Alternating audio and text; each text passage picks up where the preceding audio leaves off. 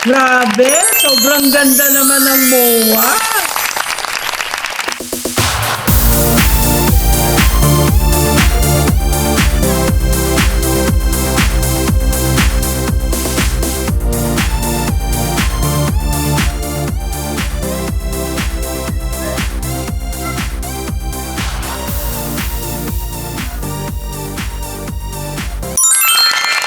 Nakita nyo to, guys? Tara, ipapasyal ko kayo today. Tara, samahan niyo ako.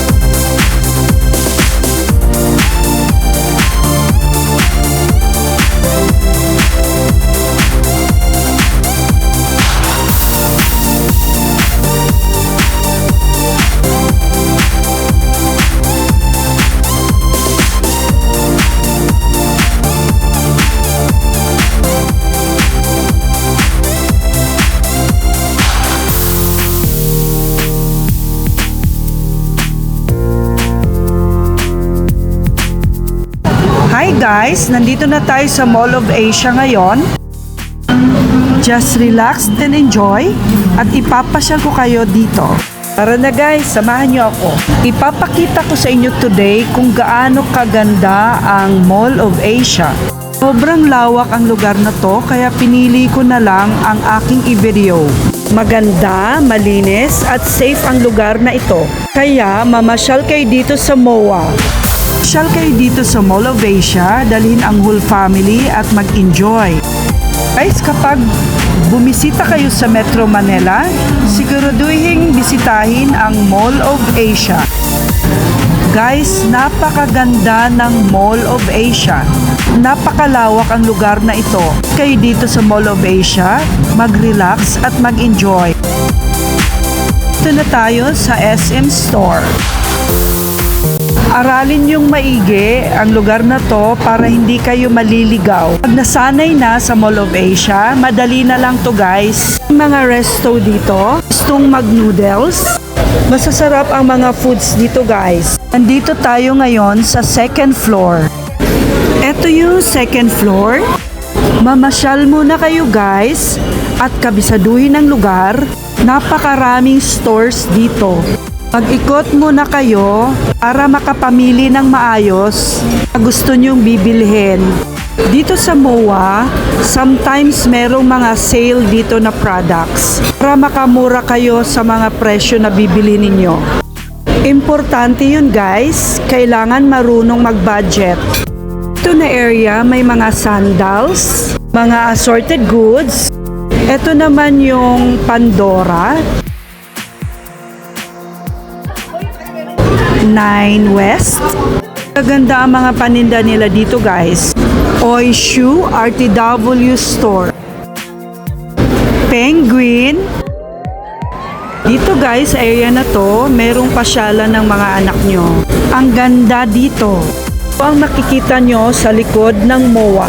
May pasyalan din dito. Olive Garden. Kumain kayo dito guys. Ito naman yung Din Tai Fung. Sa mga gusto ng Chinese foods. Ito yung Moo. Sa gusto ng mga cookies. Guys, bubisita kayo dito sa store na to. Ang gaganda ng mga paninda nila dito. Ito yung labas ng south area ng MOA. Kailangan lang talaga guys na kabisaduhin ang lugar. Shakey's, pasyal kayo dito sa branch na ito at kumain kayo dito. Panda, kumain kayo dito sa branch na ito. Chili's, sa ground floor lang ito guys. Red Talk, masasarap ang mga products nila dito. Akyat tayo sa 4th floor ng MOA. Open na ito ngayon at pwede na kayo mamasyal dito. Ito guys ang makikita nyo sa 4th floor ng MOA. Pakalawak na pasyalan. Enjoy ng whole family nyo sa inyong mga anak. Pasyal nyo dito ang mga bata. Napakaganda ng lugar na to. Malinis, malawak at napaka-safe. Guys, after nyong mamasyal, after nyong mamili, after nyong kumain, pwede kayo ditong mag-relax sa 4th floor ng MOA.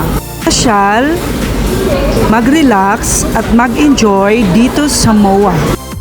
Kita nyo guys, ang lawak ng lugar na ito.